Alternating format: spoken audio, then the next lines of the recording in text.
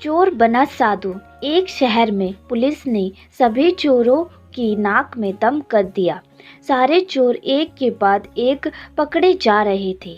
बस एक चोर जैसे तैसे बचकर एक जगह जा छिपा। तब ही उसे एक ख्याल आया कि क्यों ना वह भगवा पहनकर साधु बन जाए। यह दुनिया चोरों को तो जूता मारती है, लेकिन अगर वही चोर भगवा पहन ले तो उसके पैरों में पड़ी रहती है। इसी प्रकार चोर साधु बनकर घूमने लगता है। कुछ दिनों बाद पाखंडी साधु में एक कला थी कि वह बोलने में बहुत माहिर था, प्रवचन तो उसके बाएं हाथ का खेल था। इस कारण वह साधु की नकल करता था। उसके बहुत से शिष्य बन जाते। कई लोग उसके आगे पीछे घूमने लगते। उसे मुफ्त में खाने को मिलने लगता। बस उसे सांसारिक जीवन छोड़ने का दुख रहता था। पाखंडी साधु जंगल में अपने शिष्यों के साथ रह रहा था। तभी उसके आश्रम में एक सेठ आया। सेठ को भी पाखंडी साधु ने अपने बोलने की कला से प्रभावित कर दिया। साधु से मिलकर जब सेठ अपने घर पहुंचा तो उसे एक ख्याल आया। असल में सेठ को एक दुविधा थी। उसके पास बहुत सोना था जिसे चोर के डर के कारण वह अपने घर में नहीं रख सकता था। उसने सोचा क्यों ना ये सोना साधु के आश्रम में रख दिया जाए, क्योंकि साधु को कभी कोई मोह माया नहीं रहती। वो तो भगवान का रूप होता है।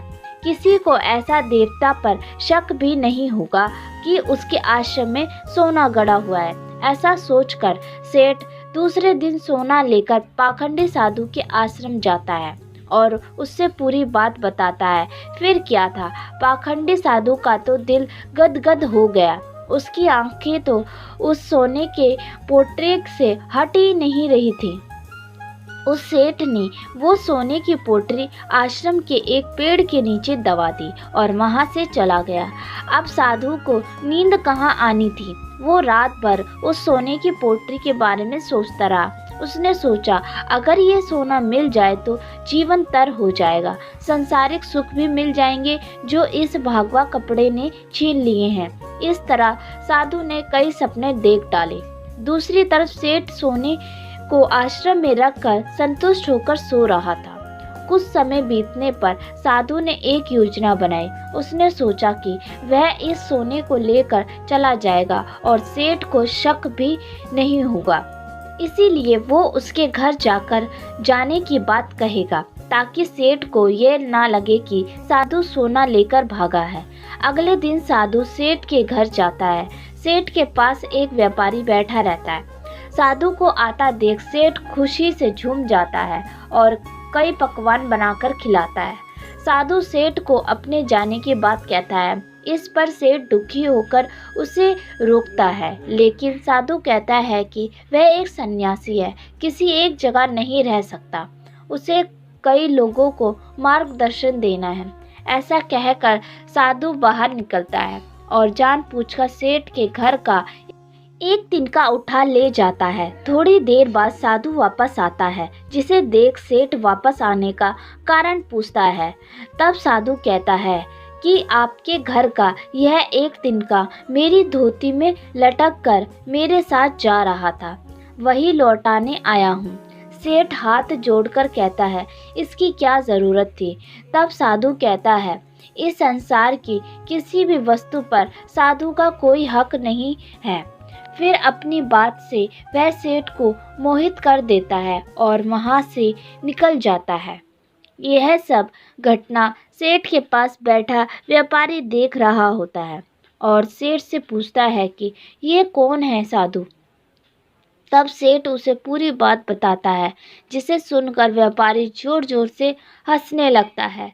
सेठ हंसने का कारण पूछता है।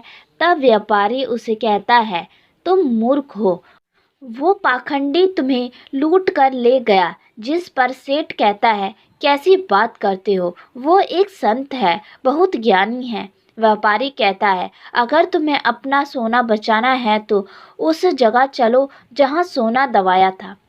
सेठ उसे वहाँ लेकर जाता है और खुदाई करता है, लेकिन उसे कुछ नहीं मिलता। वो रोने लगता है। तभी व्यापारी उसे कहता है, रोने का वक्त नहीं है, जल्दी चलो, वो साधु दूर नहीं गया होगा।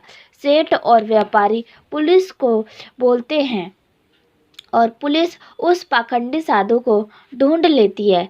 तब सभी को पता चलता है कि वास्तव में यह कोई सिद्ध बाबा नहीं है, एक चोर था जिसने अपने बोलने की कला का इस्तेमाल कर कई लोगों को लूटा था। पुलिस से बचने के लिए भगवा पहन लिया था। सोना मिलने के बाद सेठ की जान में जान आती है। सेठ व्यापारी से पूछता है कि उसे कैसे पता चला कि यह साधु पाखंडी है। व्यापारी ने कहा, यह साधु बार बार अपने आप की तारीफ कर रहा था। संत कितने महान होते हैं, बार बार यही दोहरा रहा था। जबकि जो सच मायने में संत होते हैं उन्हें इस बात को दोहराने की ज़रूरत नहीं पड़ती। इसीलिए मित्र, आज के समय में जो भगवा पहनकर प्रवचन देता है तो वह सभी संत नहीं होते। दोस्तों, आपको हमारी ये कहानी कैसी लगी प्लीज़ कमेंट कर कर ज़रूर बताएं और आपका बहुत बहुत धन्यवाद हमारी पूरी कहानी सुनने के लिए। फिर मिलते हैं आपको नई कहानी के साथ, तब तक के लिए राधे राधे।